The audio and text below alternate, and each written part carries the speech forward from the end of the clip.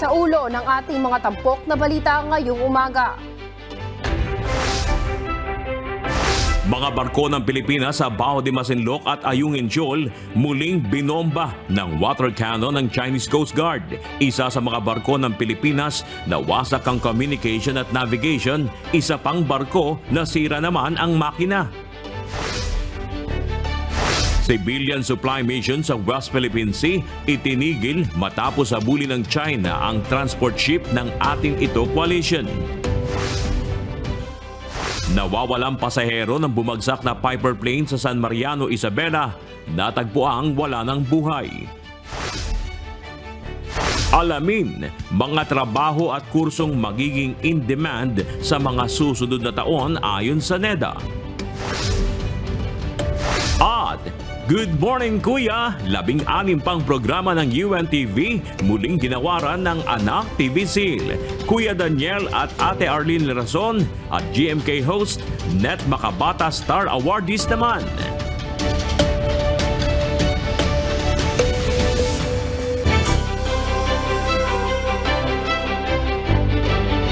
Muling binomba ng water cannon ng Chinese Coast Guard ang mga barko at sasakyang pandagat ng Pilipinas na nagsasagawa ng humanitarian at support mission sa Baho de Masinloc at regular na resupply mission sa Ayungin Shoal.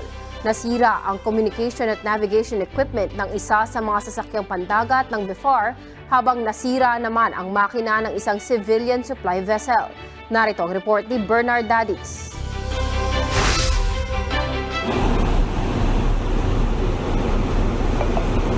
Napuruhan ng malakas na pressure ng water cannon ng Chinese Coast Guard vessel ang communication at navigation equipment ng barkong ito ng Bureau of Fisheries and Aquatic Resources o BIFAR. Kita sa video na binahagi ni PCG spokesperson for the West Philippine Sea, Commodore J. Tariela, na sadyang tinarget at binomba ng tubig ng mga Chinese ang BRP Tamblot. Ang resulta, nasira ang communication at navigation equipment nito habang nasa gitna ng karagatan. Kasama ng naturang barko ang dalawa pang sasakyang pandagat ng BIFAR, ang BRP Datu Sanday at BRP Datu Bangkao, upang maghatid ng krudo at groceries sa mga Pilipinong mangingisda sa Baho de Masinloc nitong Sabado. Batay sa report ng PCG, 8 beses na binomba ng tubig ng China ang mga barko ng BIFAR. Pinagtataboy din ng mga Chinese ang mga nasa 30 bangka ng mga Pilipinong mangingisda na naghihintay sana ng ayuda mula sa BIFAR. Kahapon naman, hinaras din at hinarangan ng mga barko ng China ang mga barko ng PCG at ang civilian supply ship na naghatid ng supply sa mga sundalong nagbabantay sa Ayungin Shoal. Nasira ang makina ng ML Kalayaan at kinailangan itong hatakin ng PCG pabalik ng Ulugan Bay sa Palawan. Nasira din ang mast ng barko ng PCG na BRP Cabra na binomba rin ng tubig ng Chinese Coast Guard. Mariing kinundina ng National Task Force for the West Philippine Sea ang panibagong agresyon ng China laban sa mga barko ng Pilipinas. Sa kanyang post sa social media, sinabi ni Pangulong Ferdinand Marcos Jr. na lalo lamang pinagtitibay ng agresyon at provocations ng China ang determinasyon ng pamahalaan na ipagtanggol at protektahan ang soberanya ng bansa at ang ating karapatan at jurisdiksyon sa West Philippine Sea.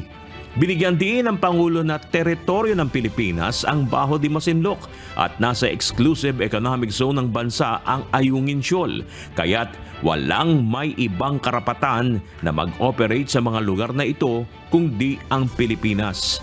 Nagpahayag din ang Pangulo ng buong suporta at pasasalamat sa mga frontliner ng bansa sa West Philippine Sea. Kinundi na rin ni Senate President Juan Miguel Zubiri ang panibagong agresyon ng China. Sa isang pahayag, hinikayat nito si Pangulong Marcos na pauwiin na ang kasalukuyang Chinese ambassador dahil wala umano itong ginagawang anuman upang matigil ang pag-atake ng kanyang pamahalaan. Bernard Dadis, UNTV News and Rescue. Diyos ang aming sandigan, serbisyo publiko ang aming pinahalagahan. Nagpahayag ng suporta ang European Union at US ambassadors para sa Pilipinas laban sa mga iligal na aksyon ng China sa West Philippine Sea. Anila nakakabahala ang ginagawa ng China na iligal at peligrosong hakbang laban sa Philippine vessels. Ang detalye sa ulat ni Rosalicos.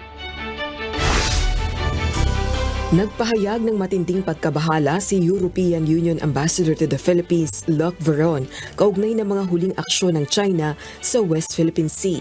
Partikular na ang ginawang paggamit ng water cannon ng China Coast Guard o CCG sa Philippine supply vessels na nasa isang routine resupply and rotation mission sa BRP Sierra Madre sa Ayungin Shoal araw ng Linggo, December 10. Gayon din ang peligrosong maneuvers ng CCG at Chinese maritime vessels sa Philippine Coast Guard vessels at resupply boats. Ayon kay EU Ambassador to the Philippines Veron, nakakabahalang insidente ito. Dagdag pa nito, ang 2016 United Nations Convention on the Law of the Sea o UNCLOS Tribunal Award ang mahalagang framework para sa mapayapang pagresolba ng dispute at hindi ang water cannons at dangerous sea maneuvers. Nagpahayag naman ng suporta si US Ambassador to the Philippines Mary Kay Carlson para sa Pilipinas. Kinunde na rin nito ang paulit-ulit na anyay iligal at mapanganib na hakbang ng China laban sa Philippine vessels. Giit nito, sinisira ng China ang regional stability sa gitna ng isinusulong na Free and Open Indo-Pacific. Nasa Exclusive Economic Zone o EEZ at Continental Shelf ng Pilipinas ang Ayungin Shoal sa ilalim ng UNCLOS.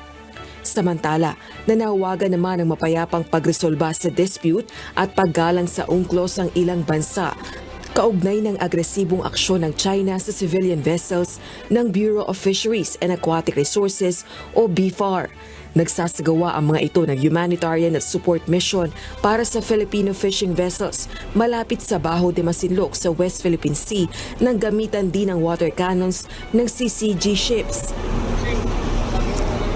Nagsagawa rin ng peligrosong maneuvers ang Chinese maritime militia vessels at gumamit ng long-range acoustic device laban sa BFAR vessels.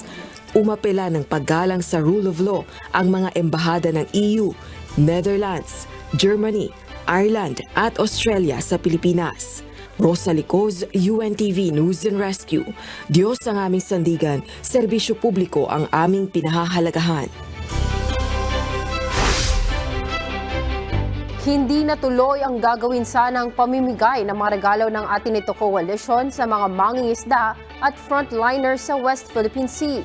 Napilitan ng grupo na itigil ang misyon at bumalik na sa Palawan matapos habulin at buntutan ng China vessels ang transport ship ng Atenito Coalition na TS Kapitan Felix Oca kahapon. Mula sa El Nido, Palawan, makibalita tayo kay Andy Pagayona live.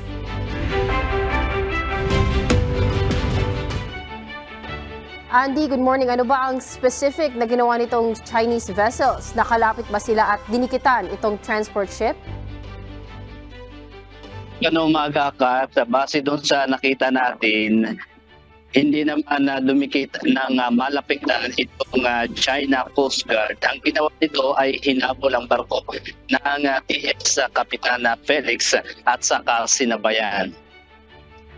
Apilita nga bumalik ang grupo ng Atenito Coalition sakay ng TS Kapitan Felix Oca matapos makaranas sa puin ng barko ng China Coast Guard sa West Philippine Sea kahapon. Sa naging pahayag ng Atenito Coalition, mas minabuti umano ng Kapitan ng TS Kapitan Felix Oca na bumalik na lamang sa Palawan kaysa magpatuloy sa paglalaya dahil sa lubhang mapanganib na shadowing ng barko ng China sa kanilang barko. Narito ang ginawang paghabol ng China Coast Guard sa kanilang barko. Nakita rin nila ang presensya ng mga barko ng Navy at sa pang barko ng China sa lugar.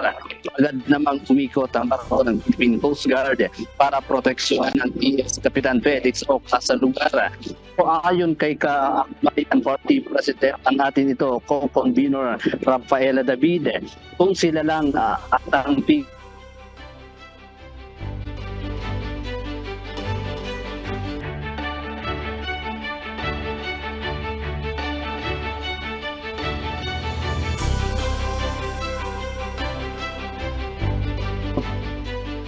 ng Chinese vessels sa supply mission ng pamahalaan sa Baho de Masinloc at Ayun, patungo civilian vessel sa Lawak Island ang Atag at Ayung Shoal sa Western Philippine Sea ang magbigay ng mga regalo sa mga frontliners at ang isda.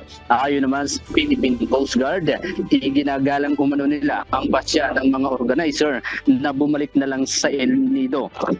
At bumalik kahapon o bumalik kami kahapon wala nang mangyayari habulan pasado alas 4 ng hapon.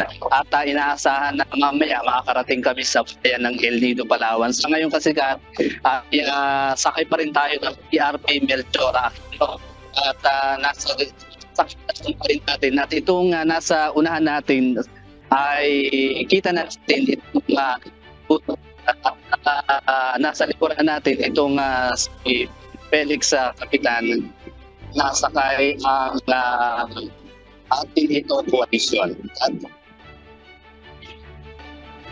Maraming salamat, Andy Pagayona, live mula sa El Nido, Palawan. Sa kabila naman ng natigil sa supply mission, idineklara ng ating Lito Coalition na isang malaking accomplishment ang kauna-unahang supply mission sa West Philippine Sea na pinangunahan ng mga sibilyan. Sa pahayag, sinabi ni Akbayan Party President at ating ito co-convener Rafaela David na mananatiling nagkakaisa ang mga Pilipino sa pagsigaw na atin ang West Philippine Sea. Nanawagan din ito na lalo pang magkaisa ang bansa sa paggiit ng karapatan sa ating teritoryo sa gitna ng tumitinding agresyon na pinakikita ng China. Sinabi pa nito na layon ng kanilang misyon na gawing regular at pangkaraniwan ang pagbiyahe ng mga Pilipino sa West Philippine Sea dahil ito naman talaga ay teritoryo ng bansa. Wala ng buhay nang matagpuan ng mga rescuer ang nawawalang pasahero ng bumagsak na eroplano sa San Mariano, Isabela. Una nang sinabi ng mga otoridad na may indikasyon na buhay pa ito matapos makita ang isang makeshift shelter malapit sa wreckage ng eroplano. Ang detalye sa report ni Grace Doctolero. Nahanap na ang katawan ng pasaherong lula ng buwagsak na Piper plane sa San Mariano, Isabela na si Irma Escalante. Pasado alas 9:15 kahapon ng umaga, December 10, 2023, nang matagpuan ang wala ng buhay na katawan ni Escalante sa layong 200 metro mula sa pinagbagsakan ng eroplano. Ayon kay Attorney Constante Foronda, ang head ng Isabela Provincial Disaster Risk Reduction Management Office, nakita ng kanilang K9 rescue expert ang katawan ng babae 200 metro ang layo mula sa crash site sa Barangay Casala, San Mariano ng nasabing bayan. In less than 2 hours, nahanap nila yung nawawalang pasahero. Pero sadly, wala ng buhay yung pasahero nung mahanap nila. Nakita nila mga about 200 meters down the slope from the wreckage. Nahulog siya sa isang bangin about 15 feet high. Bumagsak siya dun sa mga batuhan sa baba, malalaking bato. Pinaniniwalaang ito si Irma Escalante, ang barangay health worker ng Balanan at nag-iisang pasahero ng pilotong si Captain Levy Abol II. Sinabi ng IMT na natuntun ni Will, isang scent tracking beagle mula AK9 Mandog Society, ang pasahero ng Piper plane na may tail number RPC 1234. Matarik. Yung hindi ka pwedeng maglakad para bumaba. Kailangan umupo ka at mag-slide ka pababa.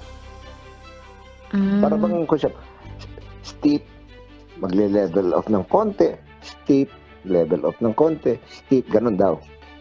At puno ng vegetation na dikit-dikit yung mga puno. May malalaking puno, may katutubo lang, iba-iba. Pero talagang dikit-dikit. Sinamahan ng 2 tracker dog at kanilang 6 na handler ang beagle na nagtungo sa lugar na binagsakan ng eroplano. Dinala na ang labi ng ginang sa isang lugar kung saan ibibiyahe ng Philippine Air Force helicopter patungo sa Tactical Operations Group 2 sa Cagayan City.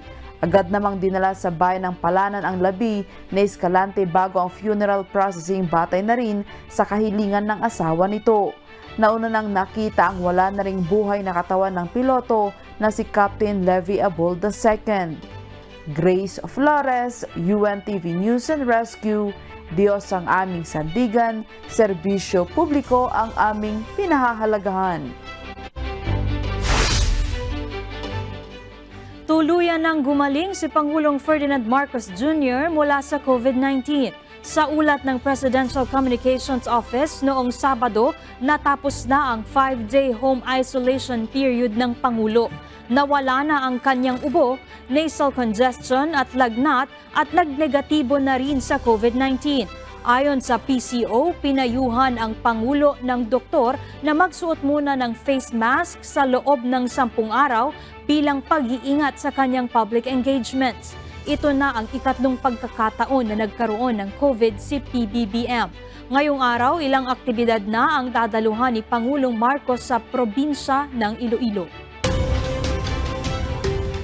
Matumal ang bentahan ng ilang gulay sa Malabon Central Market kahit mababa na ang presyo nito sa ngayon.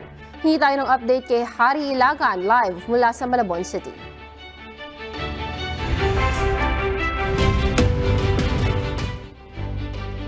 Harry, good morning. Kamusta na ba ang presyo ng mga bilihin dyan sa Malabon Central Market?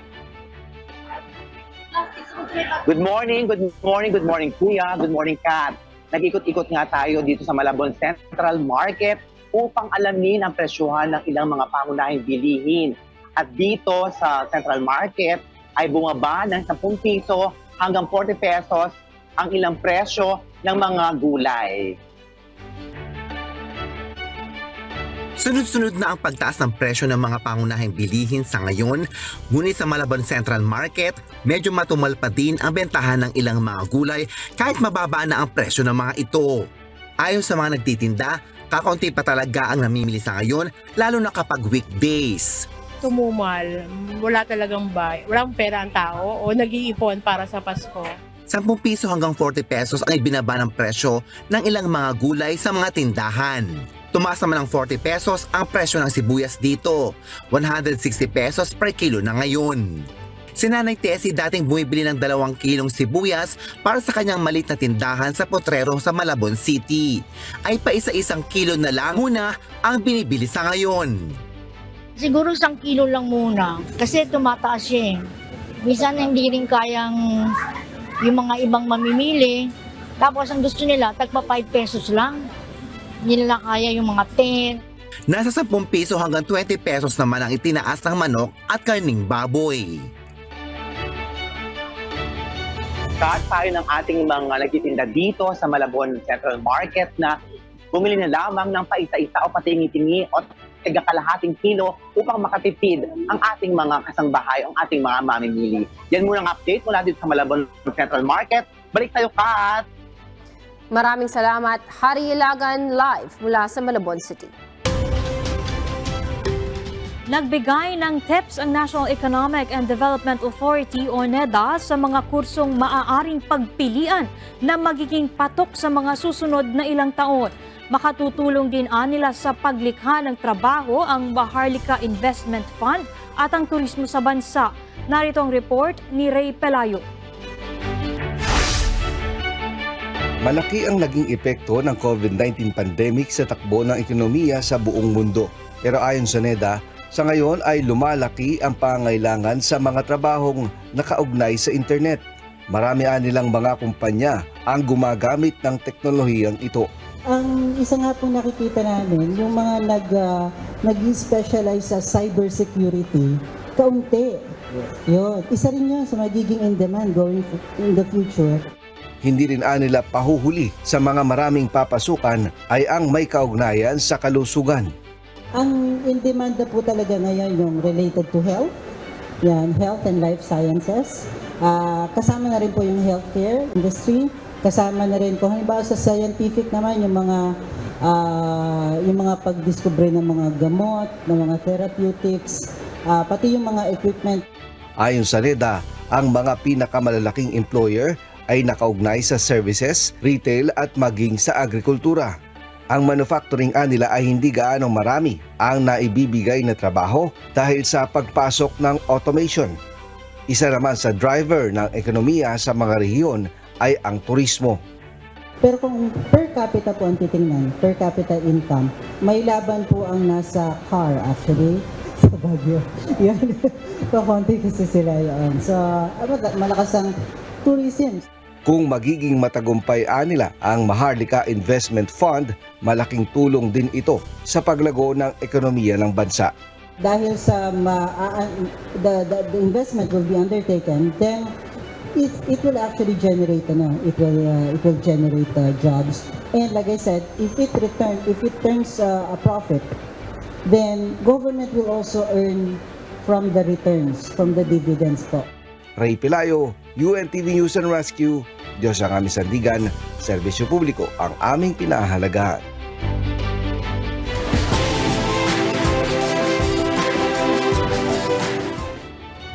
Napilitang magsara ang maraming eskwelahan sa Quebec, Canada habang nalimitahan naman ang serbisyo ng sari-sari mga sangay ng gobyerno dahil sa malawakang strike ng public sector workers doon.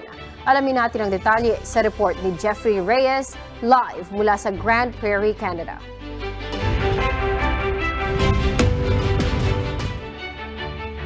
Jeff, good morning. Ano bang mga serbisyo ng gobyerno ang apektado ng strike na yan?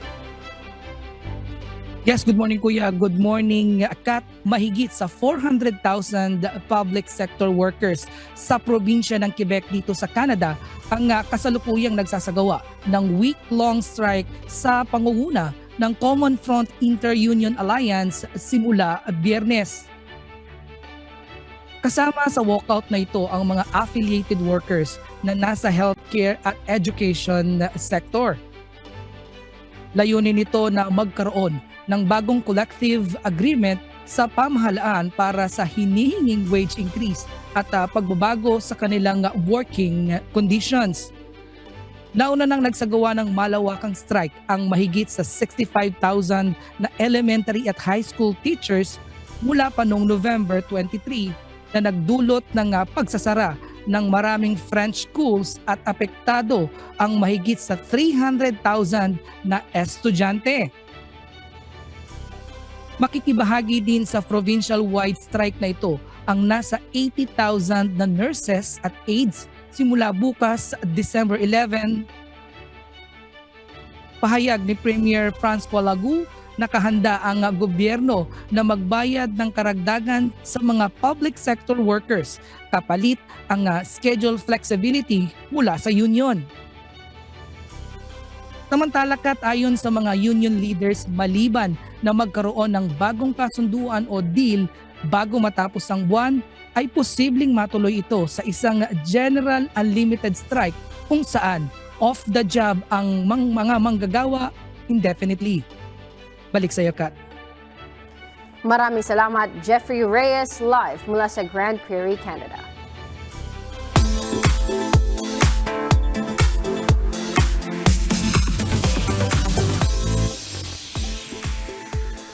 Muling ginawa na ng Anak TV Seal ang Good Morning Kuya at 16 pang programa ng UNTV sa idinaos na Anak TV Awards nitong Biyernes.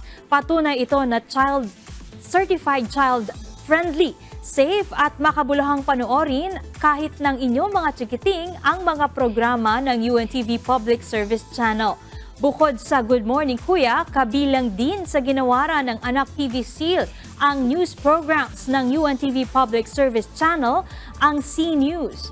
Ito ang balita Weekend Edition, Y-News, Hataw Balita Pilipinas at UNTV News Worldwide. Kasama rin ang Doctors on TV, Puntahang Legal, KNC Show, UNTV Cup, Serbisyong Bayanihan, Life Saver at Manibela. Siyempre, certified pambata rin ang MCGI Cares Live, MCGI Cares Weekend at How Authentic the Bible Is. Pangunahing isinusulong ng mga programang ito ng UNTV ay ang pagtulong sa kapwa. si Mr. Public Service Kuya Daniel Razon kasama si CNews anchor Aga Kaakbay at GMK host Joshua Junicio ay kapwa ginawaran ng Net Makabata Star Male Awardees. Habang si Ate Arlene Razon at GMK host Ira Mariano ay kabilang naman sa pinarangalan bilang Female Net Makabata Stars sa taong ito.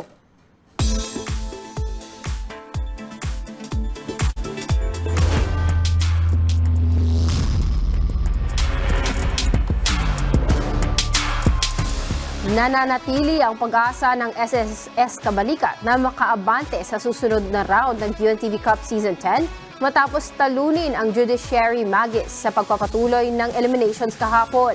Nakabalikwas naman sa kanilang losing streak ang Senate Defenders habang napigilan ng J Food Masters ang late comeback bid ng PNP Responders. Narito ang report ni Bernard Dadis.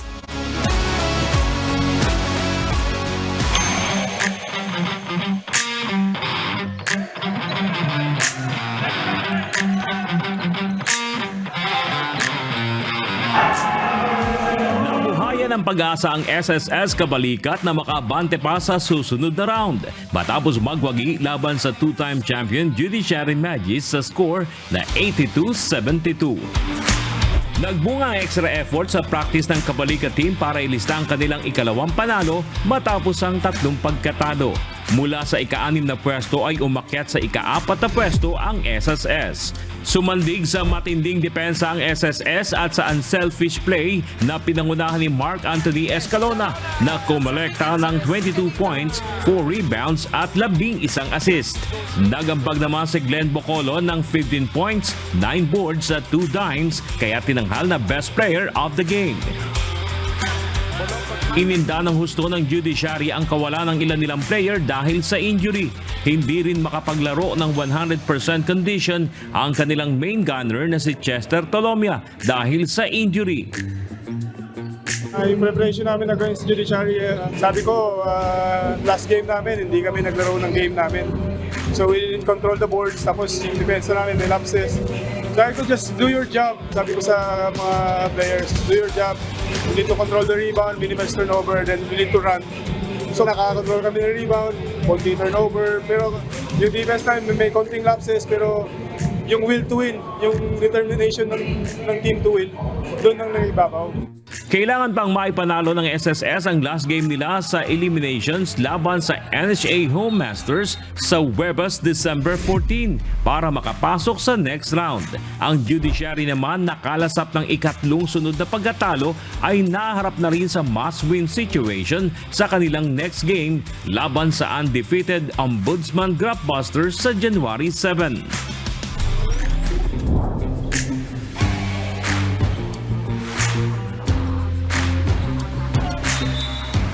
Umani naman ng ika-4 na panalo ang DA Food Masters at pinakain ng ikalawang pagkatalo ang PNP Responders sa kanilang bakbakan.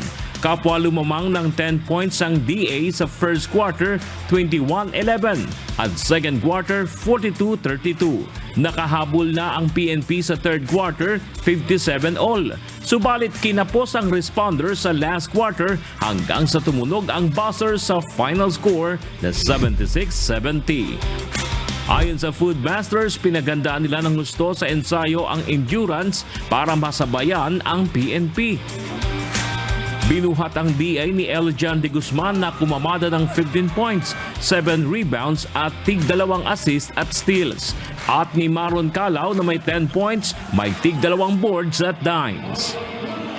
We know na malakas talaga sila pagdating sa depensa nila at saka sa opensa, lalo yung press nila. So this past few days and weeks, siguro talagang inandaan namin yung press break. Tsaka talagang sinabi namin na we have to win dun sa laro namin. Our speed talaga when it comes to our game. Kailangan magawa namin yun. And we were able to impose it. So, good job sa mga players. Talagang binigay nila lahat. Well, yung una kasi flat start kami kaya ang hirap recover sa isang malaking lamang tapos hahabol ka. Although naka-deadlock kami nung third quarter pero nakuha pa rin nila yung momentum eh. Doon na kami nag-shift yun nung nakuha na kami ng anspo. Doon na nag-iba yung namin, yung momentum. Nawala.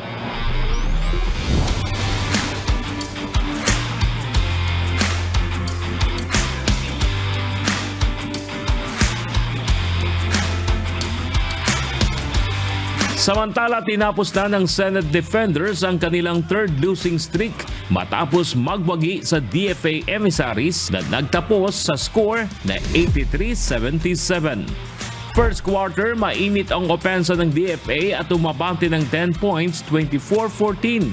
Kontrolado pa rin nila sa second quarter, subalit nakadikit na ang Senate 41-39. Pagpasok ng second half, naka-bounce back ang Defenders para i-deny ang DFA sa kanilang unang panalo sana sa liga. Best player of the game si Gary Sevilla na may 24 points, tig isang rebound at assist. As always naman, every team, pinag-prepare kami before the game. Tinitingnan namin kung saan sila malakas para ma-depensahan namin. Kailangan naman talaga manalo. Last 2 games namin, kailangan manalo para makapasok kami sa susunod phase, di ba? Sa round 2. Dahil sa panalo, nananatili pa rin ang chance ng Defenders na ngayon ay nasa ika-5 pwesto para umabante sa next round. Bernard Dadis, UNTV News and Rescue. Diyos ang aming sandigan, serbisyo publiko ang aming pinahalagahan.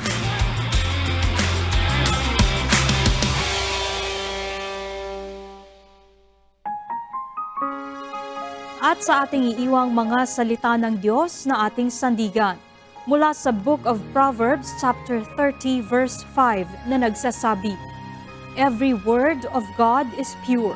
He is a shield unto them that put their trust in Him." Bawat salita ng Diyos ay subok, siya'y kalasag sa kanila na nanganganlong sa Kanya. Good morning, Kuya! Happy viewing po sa lahat ng nakatunin sa ating programa ngayong Monday morning! Aside sa inyong TV sets, mapapanood niyo po ang Good Morning Kuya sa UNTV News and Rescue official YouTube channel at sa Good Morning Kuya Facebook page. Kaya like, share, and subscribe! That's right! At para sa mga kababayan natin nakaantabay, narito po ang ating advisories for today.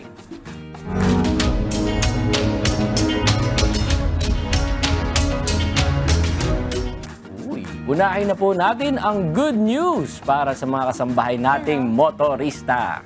Magpapatupad po ng big-time oil price rollback ang mga kumpanya ng langis ngayong linggo. Sa pagtaya ng oil industry players, piso at 80 sentimos hanggang 2 piso ang mababawas sa presyo ng kada litro ng diesel. 1 peso and 60 centavos hanggang 1 peso and 90 centavos naman ang inaasahang matatapyas sa presyo ng gasolina, habang piso at 40 sentimos hanggang piso at 60 sentimos ang posibleng rollback sa presyo ng kerosene. Kaya mga kasambahay, kung kakayanin pa, bukas na po tayo magpa-full-tank para makatipid. That's O kaya pa, tulungan mo na ako magtulak mamaya. Pamasahe muna for today. Oo, nakakakilig naman yung sa diesel part. No? Ang laki din, 2 hanggang 2 piso. pesos. Hintay ko Ang na laking tipid talaga nun. Sige po, magtitiis muna ako ng ngayon, lakad. Very good. Good job. Keep it up. Pero nung kailan lang, parang lagi na lang na-feature sa mga social media yung situation sa Baguio na naman. Oh, Ang daming tao. Grabe na Sobrang naman. daming tao. First time kong makakita na gano'n karaming tao na talagang tipong pagdadaan sila sa side na sila. Tapos, kasi nung huli kong punta doon, last year yata o 2 years ago, last year actually, na hindi pa gano'n karaming tao. Pero ngayon, grabe, sobrang daming tao na to the point na hindi na makadaan yung mga sasakyan sa Baguio. Kasi ang puntahan talaga ngayon Baguio. Yung mga sasakyan, di ba? Dami nga tumirik yung mga sasakyan. Kasi yung access din ngayon sa Baguio, sobrang dali na lang. Unlike before. At saka yung biyahe, ang bilis na lang din. Kaya easy access sa mga taga Metro Manila papuntang Baguio. Lalo na, ito pa, meron pang rollback. Talagang dadagdagan Madaming talaga. Lalo ngayon. Hindi mo rin masisi kasi yung Baguio kasi iba talaga ang skills yan eh. Kumbaga pag nagpunta ka, lalo kapag marami ka ng parang experience na parang na mismo nagpunta ka na dito, parang kapag ka nire-recall mo yung mga memories followers mo. Parang, pagka gusto mag-emo, ganyan. Saka yung lamig kasi. Pag December. So, pag December, ano ka ba? Sabi na yun. May mga ganun talaga, mga emotera. Pag December. Ako masaya ako pag December. Di ba? Pagpawisin ako, siyempre Hindi, masaya. tsaka binabalik-balikan yung lamig kasi, di ba, kapag December, January. Gusto nila maramdaman yung kapag huminga kami. Pero usok-usok. Akala ko may amoy. Wag yun. Iba yun. Iba yun. Alam ka na, sa ibang panahon na lang tayo magbagyo. Pero ito naman po, attention naman po sa mga Q citizens. Tumataas po ang kaso ng COVID-19 sa lungsod batay po sa datos ng Quezon City Epidemiology and Surveillance Unit. Nasa 27 kaso na ang average na naitatala kada araw sa Quezon City. Mas mataas po ito ng 57.9% kumpara po noong nakaraang linggo at may average positivity rate na 14.55%. Kaya pinapayuhan po ang publiko na magsuot ng face mask hanggat maaari, lalo na po ang mga matatanda at may sakit. Kung makakaranas ng anumang sintomas ng COVID-19, maaari pong magtungo sa barangay health centers o makipag-ugnayan sa QC-ESU sa numerong 8703-2759 o di kaya po sa 8703-4398 or sa 0999-229-0751 or sa 8988-4242 local 1609. Alright, mga kasangbahay. Dahil alam naman natin na may news pa rin nga, di ba, dun sa walking pneumonia. Tapos ito, dito sa, particularly sa Quezon City, tumataas naman. Feeling ko kasi sa sobrang dami rin ng tao na pumupunta. Kahapon, nagpunta kami sa mall. Ay, sa isang grocery shopping kem-keme. Sobrang daming tao, sobrang daming pila. Tapos siksikan, tapos wala na mga masks yung iba. So parang nakakalimutan na rin natin yung katulad na ginagawa natin. Baka nagiging complacent na tayo. So magdoble ingat pa rin po tayo kasi napakahalaga talaga na yung magmamask tayo kasi yun na yung parang first protection natin eh. Kaya nga sabi ni Doc Joseph, diba, kung magmamask tayo, yung surgical mask, kasi meron daw 3 layer yun, yung fold, parang yung virus hindi talaga makakapasok agad sa atin. So, yun lang po, minimum lang siguro ng mga health protocols. Tama. Doble ingat pa rin. At ito naman, abiso pa rin po sa mga taga Quezon City. Good news po dahil muling aarangkada ang QC Services Caravan para ilapit ang mga serbisyo at programa ng lokal na pamahalaan sa mga residente ng District 3. Magtungo lamang sa Our Lady of Perpetual Help Parish sa Barangay Socorro sa December 12, 2023. Mula po yan alas 8 ng umaga hanggang alas 5 ng hapon. Para makita po ang iba't ibang caravan services at ang mga requirements kung paano ito maaring ma-avail, i-check lamang po ang official Facebook page na @D3 Action Office at @QCGov. Ayun po yung mga Facebook page na pwede nating puntahan para malaman natin yung mga details na ilalapit po ng Caravan Series. Kasi ang ganda nitong ang gandang initiative to na ilalapit sa mga citizens yung mga services ng mga lokal na pamahalaan. Kasi hindi naman lahat ng mga citizens convenient when it comes to transportation, traveling. Kaya feeling ko ang convenient din para sa mga citizens, lalo na sa mga PWDs natin na hirap mag-travel, tsaka sa mga senior citizens natin. Kasi ang daming mga services dito na pwede rin ma-avail when it comes to medical services. Pwede sila magpa-check up, may dental services din. Kumbaga, ang laking tulong na ilapit sa mga citizens, yung mga services na para sa mga pangangailangan ng mga tao. Less hassle na tayo mga kasangbahay, pero mula naman po sa Quezon City, lipat naman po tayo sa Taguig City. Hinihikayat po ng lokal na pamahalaan ang mga property taxpayers na magbayad ng inyong 2024 real property taxes on or before December 29, 2023 para makapag-avail ng 20% discount. Maaari kayong magbayad sa SM Aura Satellite Office, 9th floor Satellite Office, SM Aura Tower, McKinley Parkway, Fort Bonifacio. O kaya naman po ay sa Convention Center, New City Hall Building, Cayetano Boulevard, Barangay Ususan. Bukas po ang payment centers tuwing Lunes hanggang Biyernes mula alas 8 ng umaga hanggang alas 5 ng hapon, maliban na lamang po kung holiday. Kung kayo po ay magbabayad, huwag pong kalimutan na dalhin ang kopya ng latest receipt RPT receipt at kopya ng latest tax declaration. Kung kayo po ay may mga tanong at iba pang concerns, maaari naman po kayong magpadala ng mensahe sa official Facebook page na /TagigCity o sa Twitter page na @ILoveTagig1.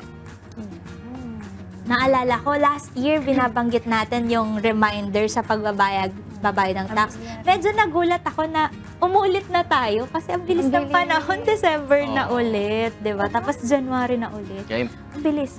Kaya bayad na po tayo mga kasangbahay para meron tayong 20% discount. Kaya maganda rin na ina-advise natin kasi minsan hindi mo napapansin. Oo. True. Tapos Bilis, nagsastock. 'di ba? Naalala ko dati parang nakalimutan nga yata namin magbayad ng ano. May penalty. Oo, may alam ko meron. Malaki yung penalty. Hindi ko pa alam kasi bata pa ako nun. Pero nga, talagang makakalimutan mo kasi parang bilis nga ng panahon. Bilis ng panahon. Tapos Magulat ka na yearly kailangan bayaran mo. Pero buti nga, kung mas maaga, kung kaya mas maaga, yun, para ma-avail natin yung discount. Saka buti nga ngayon, may discount na, 'di ba? Talagang makakatipid pa rin yung ating mga kasangbahay. Kahit maliit na halaga, malaki pa rin yung pag naipon. At para naman po sa mga kababayan nating Navoteño na merong pet dog, this is your time to shine. Kasama ang inyong alaga dahil maaari nyo nang ibida ang inyong mga pet na asong malupet. Pet malu pala. Mga asong pet malu. Sa Pakita Mo, Pet Mo, Dog Edition ng Navotas City Agriculture Office.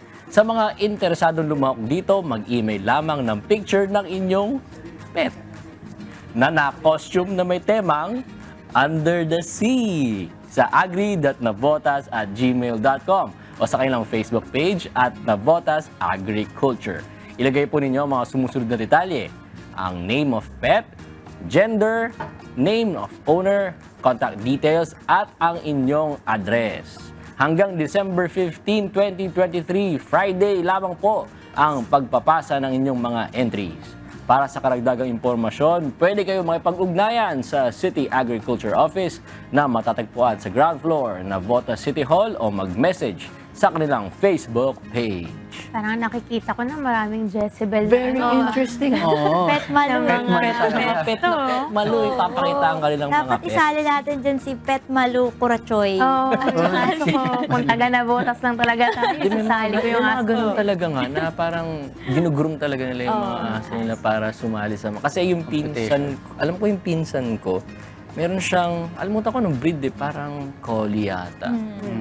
Tapos, meron siyang nag-groom dun sa aso niya. May iba pang separate na tao na parang nag-aalaga dun sa aso, nag-train. Tapos siya din yung sumasali sa mga, pinapakompete niya yung aso niya. Pero iba yung nag-handle. Parang may coach. Oo, parang may coach, parang may handler, may manager.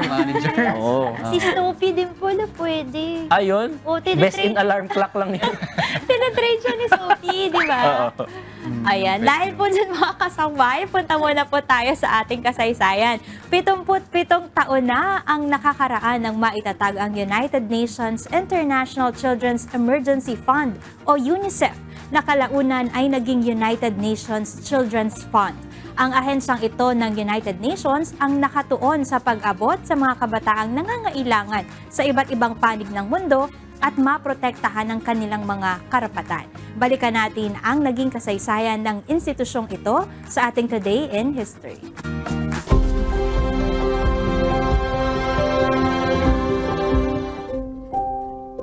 December 11, 1946. Sa araw na ito na itatag ang United Nations International Children's Emergency Fund o UNICEF sa pamamagitan ng isang resolution na ipinasa ng United Nations General Assembly.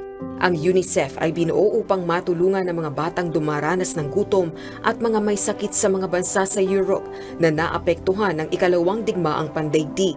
Nakatanggap ang ahensya ng kauna-unahang private contribution noong 1947 at kaugnay nito ay naitayo ang national committees na nagsisilbing supportive network ng mga independent charity na kumakalap ng pondo para ipromote sa buong mundo ang ginagawa ng UNICEF. Noong 1949 ay inilabas at ibinenta ng UNICEF ang unang greeting card na naging pinakamalaki at pinakamatagal na fundraising activity ng organisasyon.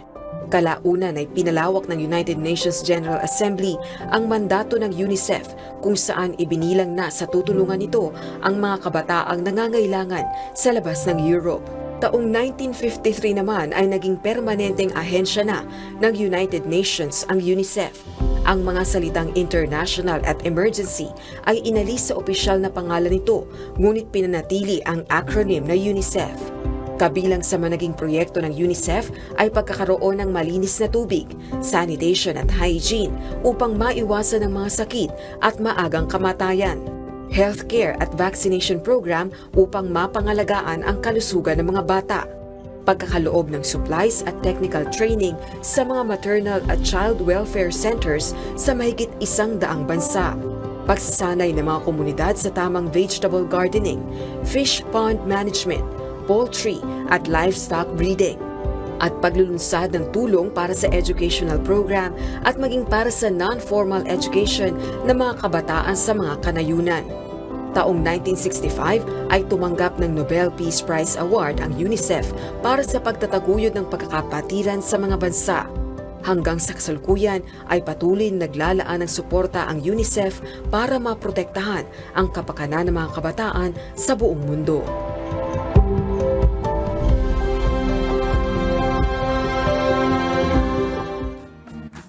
Alam niyo, maganda tong naging project na to kasi noong unang panahon, hindi masyado nabibigyan ng pansin yung karapatan ng mga bata. Lalo na dati, dahil nga mahirap yung buhay, karamihan sa mga bata, sinasama na lang ng mga magulang sa trabaho, tumutulong sa trabaho, kahit na yung mga working conditions before, hindi naman siya fit for kids. So yung mga bata, imbes na napupunta sa school, nag-aaral, wala, tumutulong lang. Meron niya ako napanood na lumang movie na siya dati, yung title nun parang Munting Tinig. Yung mga bata doon dati, nakatira sila sa probinsya. Tapos yung mga magulang nila, sinusundo sila sa school para magtrabaho sa koprahan. Eh di ba dapat susunduin mo sa trabaho para mag-aral sa school, pero baliktad yung nangyayari sa kanila. So makikita talaga natin dito na minsan, hindi talaga na e-enjoy ng mga bata yung karapatan nila. Dahil minsan, dahil sa kahirapan, mas inaatupag na lang yung magtrabaho para makatulong sa pamilya. At itong UNICEF nga, no, nakakatulong sila para ma-enlighten yung mga magulang, yung mga tao, that these kids, meron din silang rights na dapat nilang ma-enjoy. Oo nga. Naalala ko tuloy nung sinabi mo na nagtatrabaho sa Koprahan. Kasi dati, meron akong naganapan na kwento na isa siya dun sa mga nagtatrabaho sa mga tubuhan naman. Nakalimutan ko kung anong lugar sa Bindoria, basta sa southern na talagang siya, mula bata siya, parang 10, ganun siya kabata. Nag-aanin na siya ng mga tubo. Bubuhat siya ng mga tubo, inaakit sa mga truck. Ganun yung kwento niya. Tapos yun nga, naaabuso siya nung tatay niya kasi nga, yung tatay niya naman hindi nagtatrabaho. So, yung mga gantong cases nga na yung mga bata nga na naaabuso nga, na isa sa mga magandang nafa-fund din ng UNICEF para sa rehabilitation, tsaka may mga relocation programs kasi sila na katulong ng mga, isa din sa na-encounter ko rin, napanood ko na documentary. May isang kaso ng mga bata sa Colombia na naging victims ng child trafficking. Tapos, nagka-fund din sila ng mga rescue missions para dun sa mga bata na yun. Tapos after nun, kailangan nilang i-rehabilitate yung mga bata kasi talagang yung trauma ng mga bata, kailangan nilang, hindi ko alam paano ba ang tamang term, para ma-reverse ba or para ano bang term doon?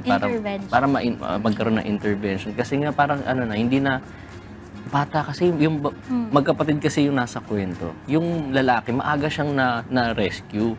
Yung babae, parang almost a year or 2 pa siya bago na-rescue. So parang nagkaroon siya ng ng mental, parang instability na minsan parang hindi niya na nakikilala yung mga kamag-anak niya. So kailangan talaga niyang dumaan sa mga counseling and yung mga intervention niya. Kaya yun din yung maganda na nafa-fund din ng UNICEF, hindi lang dun sa ibang mga pangangailangan ng mga bata.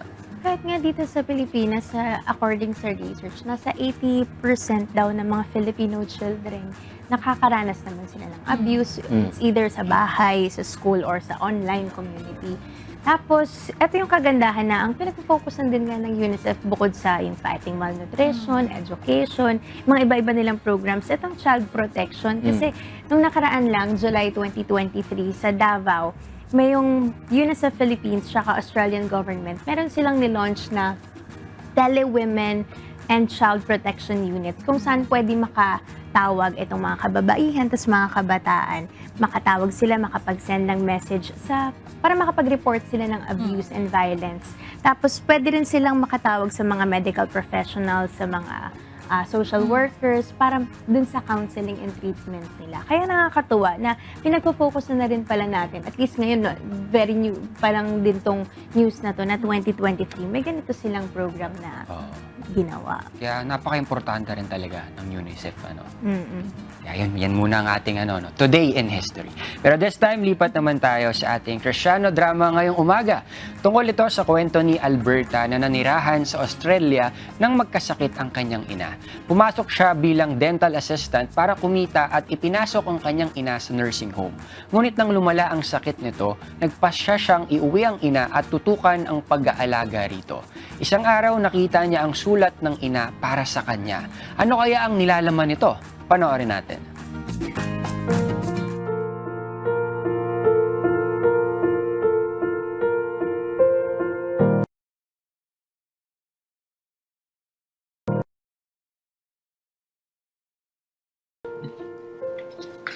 Ito, magbirenda ka muna. Salamat sa Diyos. Kamusta na pala ang nanay mo?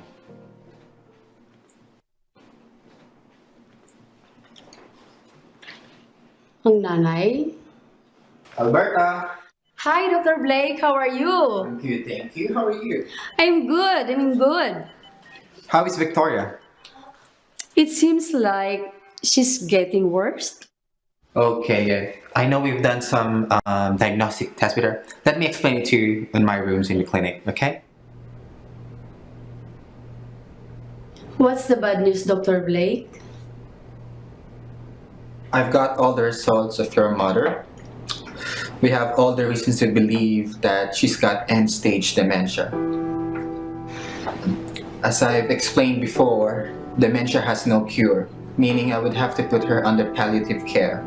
Oh, no. Palliative care would mean we're gonna stop all treatments for her.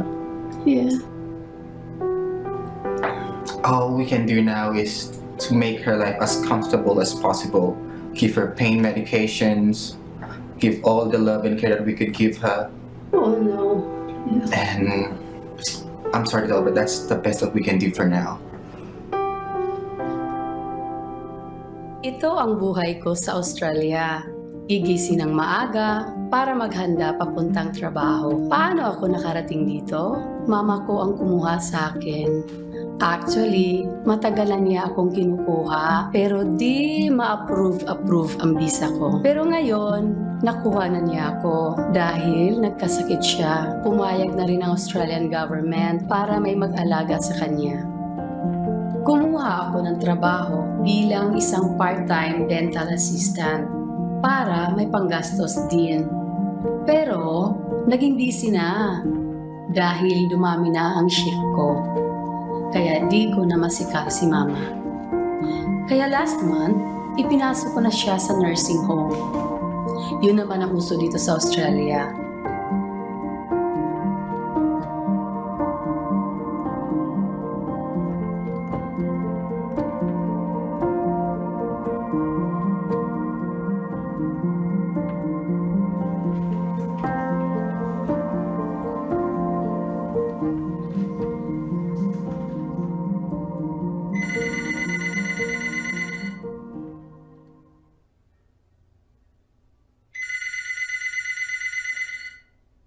Hello?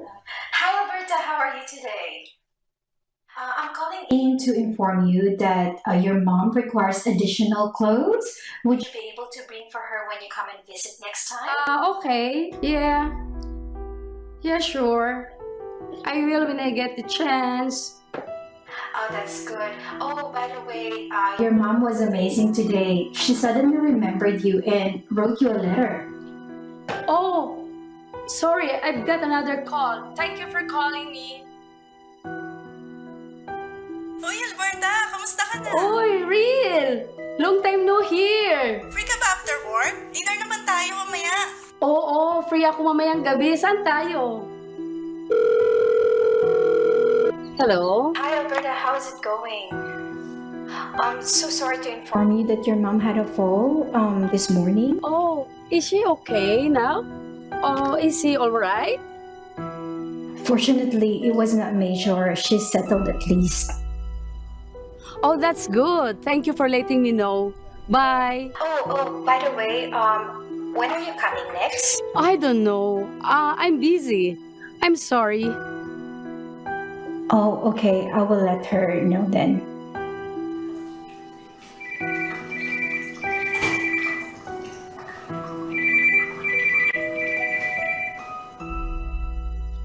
Hello?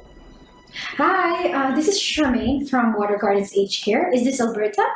Yeah, this is Alberta. Hi, Alberta. I'm calling to inform you about your mom's upcoming appointment with the neurologist. It is on Thursday at 1 p.m. Your presence is required so the doctor can explain in detail. Okay, I'll be there. Alberta, it is really important that you come. You cannot miss this appointment this time. Okay, thanks. See you on Thursday. Oh, by the way, don't forget the letter that your mom wrote for you before.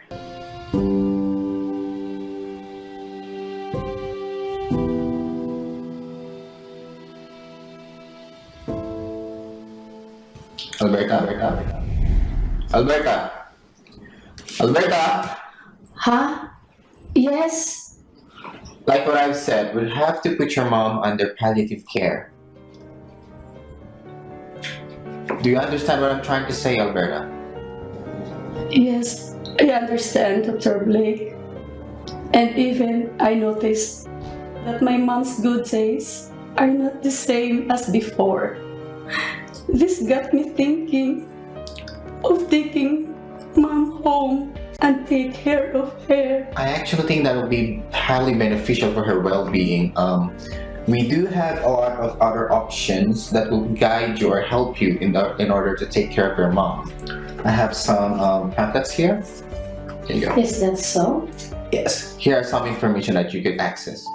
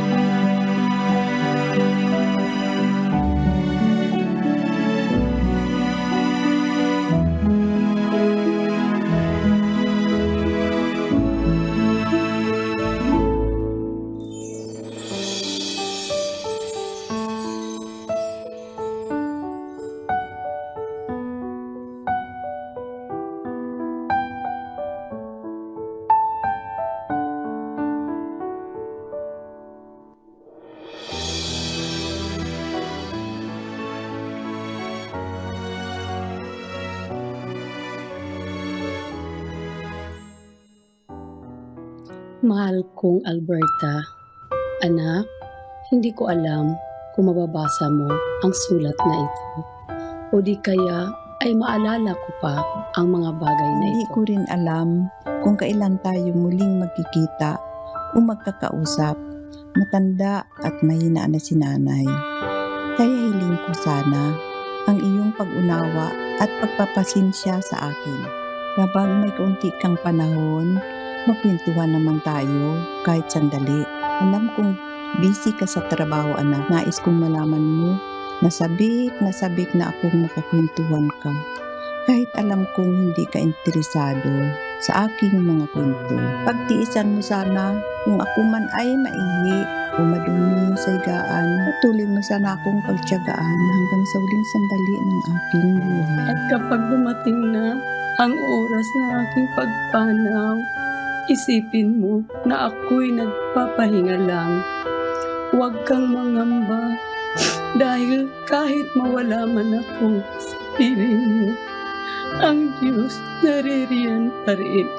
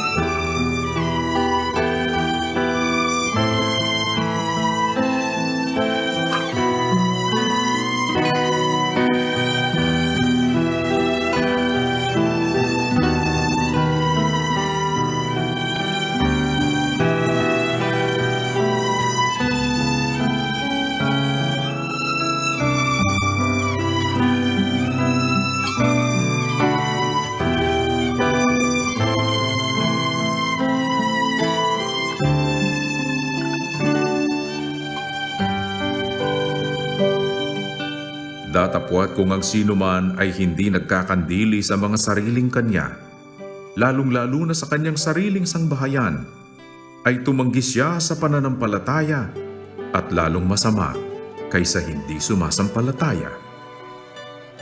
Unang Timoteo 5:8.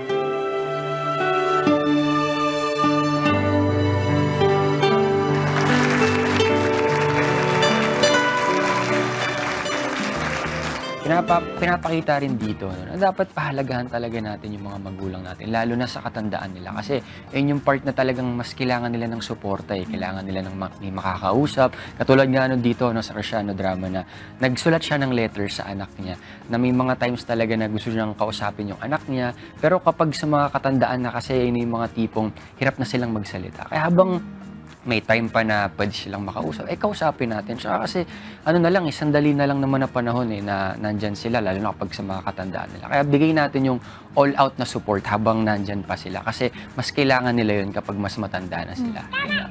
Saka hindi rin natin nga alam ang ilalabas ng kinabukasan, kaya dapat parang i-treat din natin to na last day natin para maipakita natin yung pag-ibig natin sa ating mga magulang at syempre sa atin din pong mga kapwa.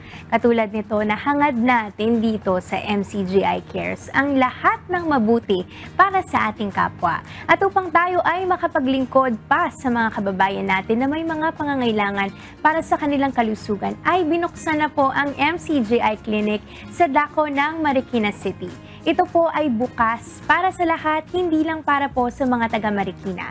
Ang lahat po ng serbisyo dito ay libre, pati po ang mga gamot na kailangan ay maiuuwi ninyo nang wala kayong babayaran.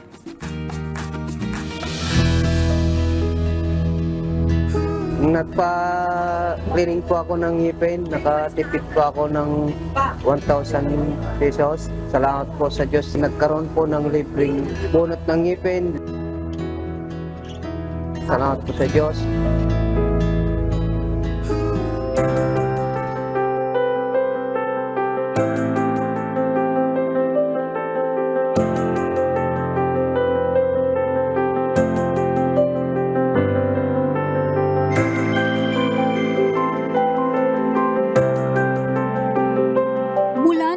kalayaan noong buwan ng Pebrero ngayong taon ay libo-libong mga kababayan natin ang napaglingkuran na ng MCGI Mobile Dental and Optical Clinic. 3 mobile clinic unit ang tuloy-tuloy na gumugulong sa iba't ibang panig ng bansa. Ang Mobile Clinic number 1 sa Luzon,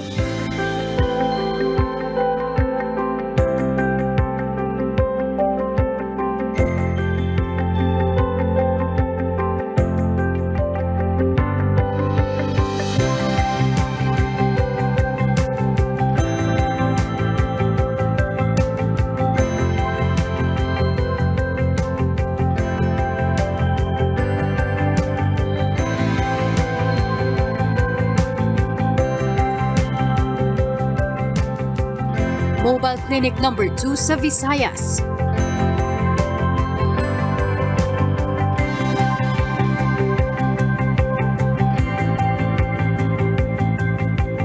at ang Mobile Clinic number 3 sa Mindanao.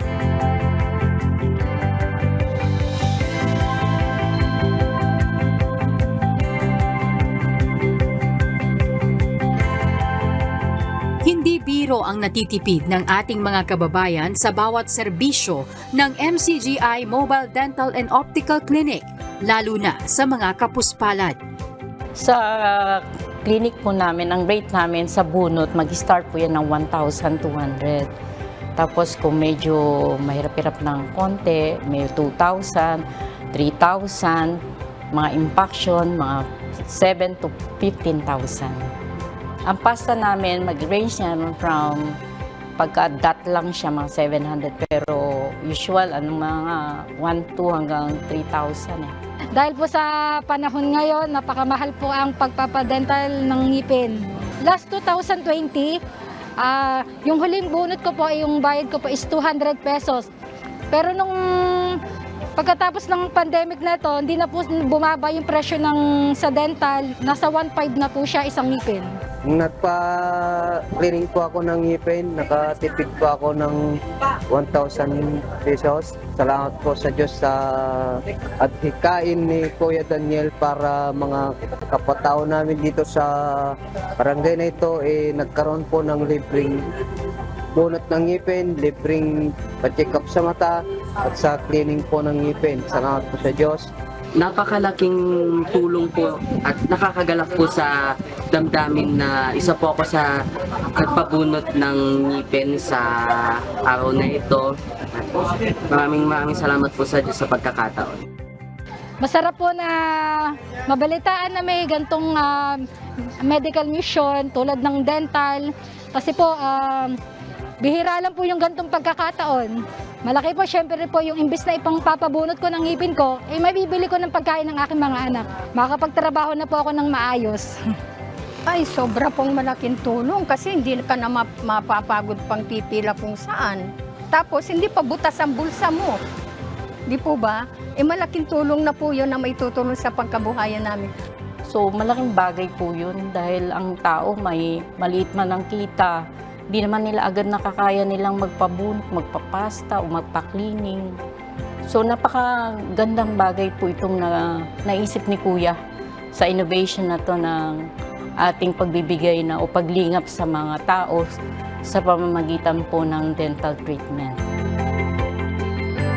Ito ay libre. Kung kaya tuwing dadaan ang MCGI Mobile Dental and Optical Clinic, maaari pong samantalahin na ang serbisyong hatid nito sa inyong lugar.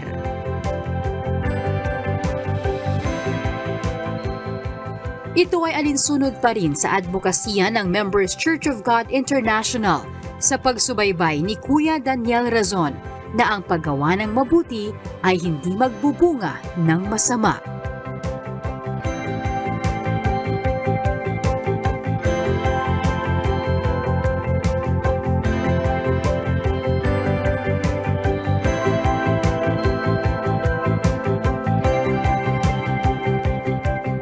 Sa Diyos ang lahat ng karangalan at kapurihan, magpakailanman.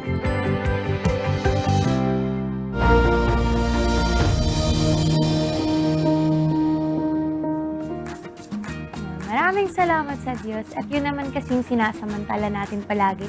Yung lagi tayong, yung mga pagkakataon na binibigay sa atin, dapat i-grab natin yung opportunity na yun para makagawa tayo ng mabuti sa lahat. At yun nga po mga kasangbahay na kung kayo po ay malapit po sa 141 E. Rodriguez Avenue, Marikina City, tuwing Friday po bukas po ang ating MCGI Clinic. Wala po kayong iintindihin na kahit anong babayaran, libre po lahat dyan. Tsaka po, diba, meron pa tayong free breakfast at saka i-accommodate talaga tayo. Basta po makapasok po kayo sa registration natin na from 5 a.m. hanggang 9 a.m. That's right! At kahit malayo, pwede namang dayuhin. Basta kaya pong puntahan mga kasangbahay, punta lang po kayo dyan. Yan. Sige. This time naman, greetings naman na tayo. Happy Sabbath anniversary kay Brad Jonathan Pronte. Happy Sabbath! Anniversary. And of course, we would like to thank Lendeson Gas Corporation, your partner for all industrial and special gases needs. Their other products include regulators, welding and cutting outfit, centralized supply and manifold system, and pipeline installation. For inquiries, please contact them at 8824-0867 and 8824-9360. Good morning naman kila Hazel, Pat, Andy, Rico, Rhea, AJ, and Maricel. And of course, Dr. Joseph Lee would like to thank Genesis Organic Spirulina. Para lagi malusog, masigla at malakas ang buong family, mag-Genesis Organic Spirulina. Ang Genesis Organic Spirulina ay isang uri ng superfood na siksik sa protina, vitamins at antioxidants na kailangan ng ating katawan. Ito ay 100% organic and natural at walang malansang amoy, kaya sigurado kang high quality. Siguro may complete nutrition ka every day with our trusted superfood, Genesis Organic Spirulina. For increase in orders, contact 0977-688-5730. Also available online and selected Mercury Drug outlets. And we would also like to thank Pag-ibig Fund. Mas malaki ang contribution, mas malaki ang ipon. I'm getting the Pag-ibig I deserve. Pag-ibig regular savings, top up na. Good morning sa aking mommy, sa aking daddy at Kayuna. And we would like to thank Clary's Flower Shop. Surprisingly beautiful. For your flower needs and requirements, order at Clary's Flower Shop through their Facebook page or at 0917-867-7477. Clary's Flower Shop is located at 0461 Sampaguita Street, Barangay Biclatan, General Trias City, Cavite. And we would also like to thank Adlaon Optical. Visit their branches in Baliwag, Bulacan at Super 8 Warehouse and beside Kong Pancho. They also have a branch at Aliw Complex, Calvario, May Kawayan City. You may also reach them at 0922-878-5911. Happy Sabbath anniversary din po kay Sis May Kitane. Happy Sabbath anniversary! And to all women out there, it's time for you and for your early breast screening. You may visit Asian Breast Center located at the 8th floor of Centuria Medical Makati, located in Calayan Avenue corner, Salamanca Street, Barangay Poblacion, Makati City. The center is open Monday to Friday from 9 a.m. to 4 p.m. except holidays. To get the best level of care, you can book an appointment by calling their mobile number at 0917-127-3278 or send inquiries through email ask.abc@asianbreastcenter.com. For more details, you can visit their Facebook page at Asian Breast Center PH. The Asian Breast Center emphasizes that breast cancer is curable and treatments are affordable when detected and diagnosed early. Good morning sa aking nanay, kay Papa Boy, kay Mama Lina, at kay Mamsi. Good morning. Hello, Mamsi! At again, nagpapasalamat po tayo ulit sa Anak TV! Para sa ating Anak TVC television category. Congratulations! Congratulations to us, mga kasangbahay!